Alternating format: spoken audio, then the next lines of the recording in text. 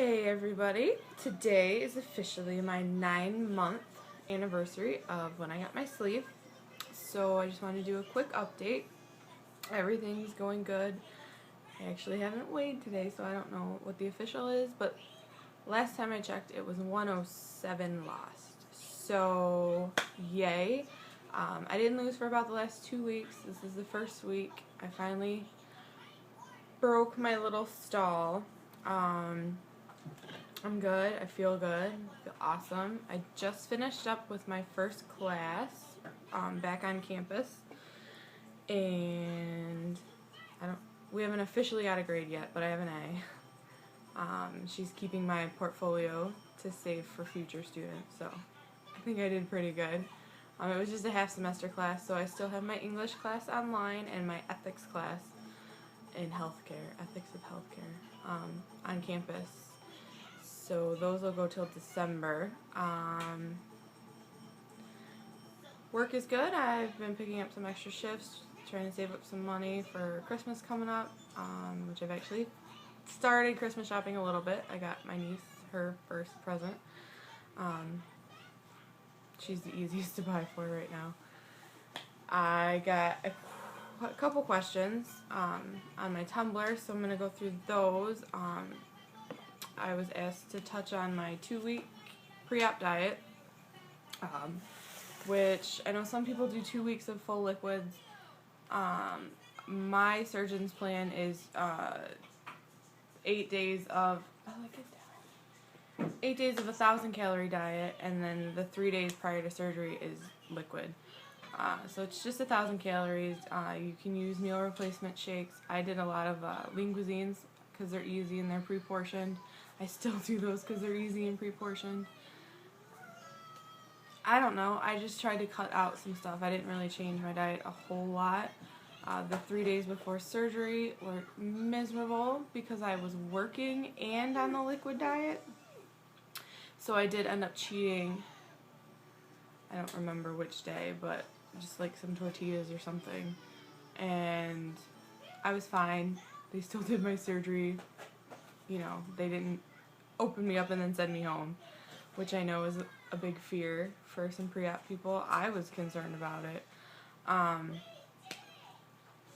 don't know. I guess I'll go through what my surgeon gives as a diet. Day 1 to day 3 is just clear liquids. That's while you're still in the hospital, so it doesn't really matter. They give you what you're going to eat. And then that goes to day 6. And they recommend sugar-free Jello, sugar-free popsicles, broth, juice, Crystal Light, milk if you're doing it in like your shakes and stuff, or decaf coffee and tea. I honestly didn't eat much of anything for the first few weeks. I didn't do well at the liquid stages. Couldn't do like the pureed. I tried shakes. They didn't go down very well. Lots of water, some protein stuff, but not a lot of anything.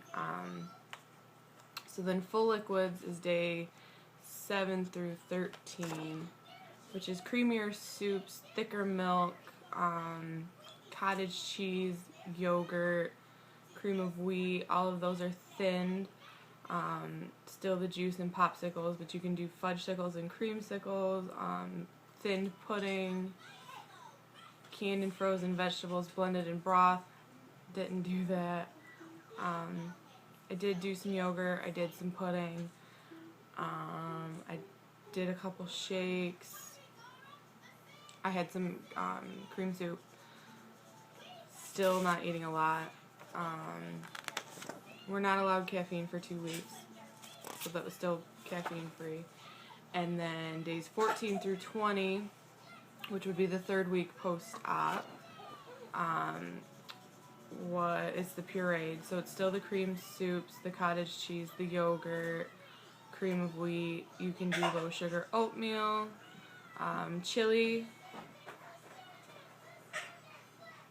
juice, pudding, applesauce, low citrus fruit, low fiber vegetables, instant mashed potatoes, which I did do, and eggs. Still, I did some chili, I did some cream soups, I did the mashed potatoes, pudding. Not a lot. I work with brain injuries, and I always said I could never do a pureed diet, and I was right. I did not do well with pureed. I stuck to what I know and what I didn't actually have to puree. Weeks 4 and 5, which would be 21 through 34, is the soft food, which you will love because you finally get to eat real food again. Layla, hush. Soft cheeses, ground meats, eggs, refried beans, oatmeal, mashed potatoes, bananas, tuna.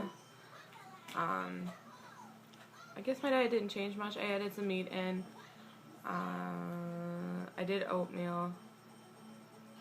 I still wasn't eating much. I didn't eat much for a while. I was not feeling well. It's a big adjustment at first. It takes some getting used to. It was nothing I couldn't handle.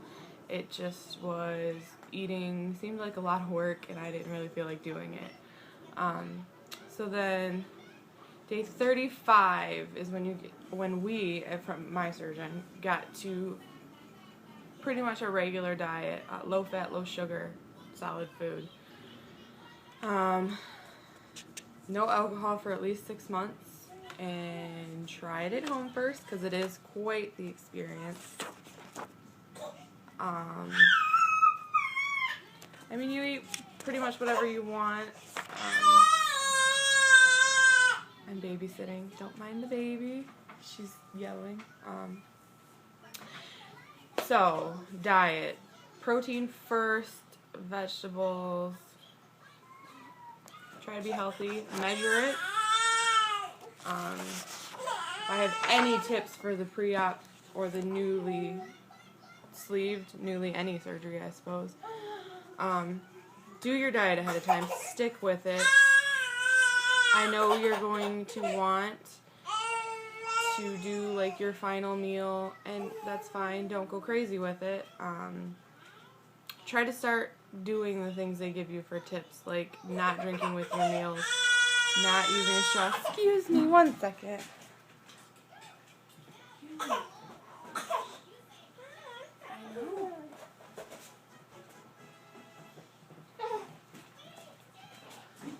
This is Layla.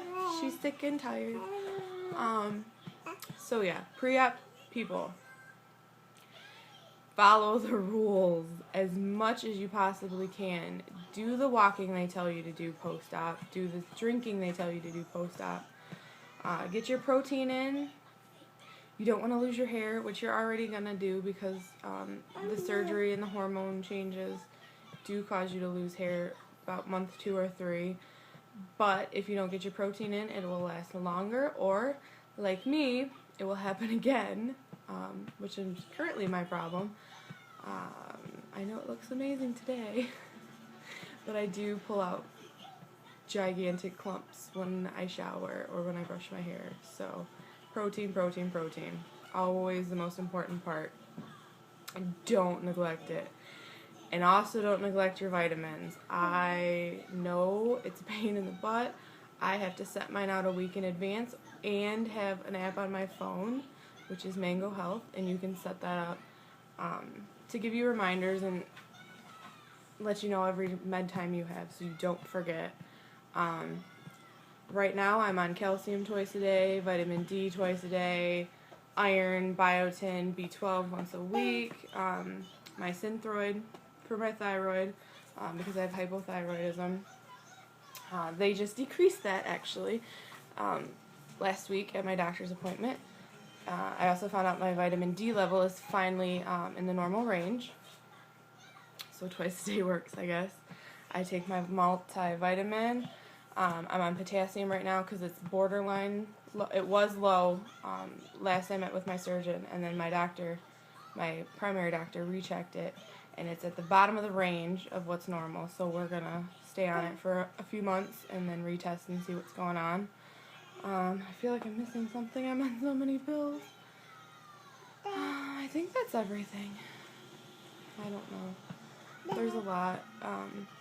but it makes a big difference, so don't slack off. I think that's just about it. Life is beautiful. Being on campus again, surprisingly, was not nerve-wracking like it normally is. I felt good. I took the stairs to my class. It's on the 3rd floor. I walked between classes on Wednesdays because they're in separate buildings. Things that would have bothered me or tired me out before, I felt good. I felt comfortable. I didn't mind. So it's made a big difference in my life. I wouldn't change a thing besides maybe how strict I was to the rules pre and immediately post-op. I would do it again in a heartbeat. I wish I would have done it sooner. I'm 25 now, and I finally get to start living my life, and it's worth it. I know all you pre-op people, it's nerve-wracking and it's scary. Get your support system. Tell whoever you feel comfortable telling. I was completely honest after the fact. I didn't tell everybody before surgery, but while I was in the hospital recovering, I did make a Facebook announcement. My family knew, my close friends knew, most of the people at work knew, purely because they all have big mouths. I only told a handful of people at work, which would be my immediate coworkers and my boss. But word got around. I don't care. They still ask me about it. They always want to know when I'm going to be able to eat normal. Never. But it's okay. Good luck to everyone that's going through the process. I know insurance can be a pain. Stick with it. It's worth it. Lose what you can on your own, though. Don't ever gain weight to qualify for surgery. I think that's absolutely ridiculous. Do whatever you can. And if you ever need support or you have questions, drop me a comment here on YouTube. I will have my Facebook and my Tumblr linked below. You can stop in any time. You can even ask anonymously, so if you're something you don't want people to know it's you asking, that's fine too. I'll answer anything. I'll do my best to give you answers. If I don't know, I have some wonderful, wonderful friends in the weight loss community. Ann, who actually has my surgeon. We went to high school together. And Krista, who is amazing and supportive and a huge inspiration, and she was a huge help to me pre-op. I'll link their Tumblrs and our Facebook support group that we are all admins in, which is for the ladies only. Bariatric Pink Ladies, if you want to just search it. We have an Instagram tag too. So, get in touch, keep in touch. I'm here for everybody. I know what it's like. Talk to me, I don't bite. Love you guys. Thank you.